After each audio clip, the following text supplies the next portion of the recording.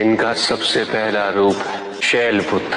शैलपुत्री अर्थात पर्वतराज हिमावन के पुत्र। इनका वाहन वृषभ है और इसी कारणवश इन्हें वृषारुधा के नाम से भी जाना जाता है। नवदुर्गा का दूसरा रूप है ब्रह्मचारिणी। ब्रह्म अर्थात तपस्या, चारिणी अर्थात आचरण करने वाले।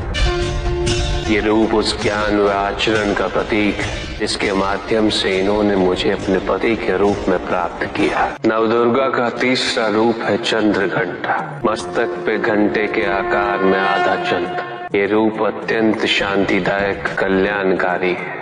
विभिन्न प्रकार के अस्त्र और शस्त्र इनकी 8 भुजाओं में सुसज्जित है। इनका तीसरा नेत्र सदैव खुला रहता है। चंद्रघंटा का वाहन सिंह है। ये युद्ध करने हेतु सदैव तत्पर रहती है। इनकी आराधना करने से निर्भीकता और वीरता के साथ ही सौम्यता और विनम्रता का विकास निश्चित है। ये जो मृत्यु देती वो सुख कारक और निर्भय अवस्था में होती है। इनकी मंद मंद हंसी से संसार का जन्म संभव होता है। यह है नवदुर्गा का चौथा रूप जिसे कुष्मांडा के नाम से जाना जाता है।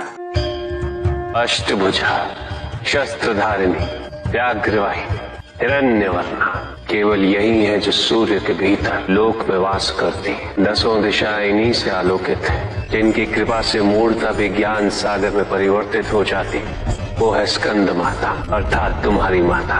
नवदुर्गा का 5वां रूप सिंह वाहिनी और इनकी उपासना द्वारा मोक्ष का मार्ग सुलभ होता है। जिस रूप में इन्होंने महिषासुर का वध किया वो कात्यायनी कहलाता है। इनकी आराधना करने से अर्थ, धर्म, काम और मोक्ष फलों की प्राप्ति होती है। श्याम रंग, खुले केश, एक हाथ में लोहे का कांटा और एक में खड़ग, जिनका आशीष शुभों का कर्ता और कारक है। ये रूप काल रात्रि रूप कहलाता है। ये अंधकार का विनाश करती हैं। इनकी आराधना करने से असुरी शक्तियां भी भयभीत हो जाती।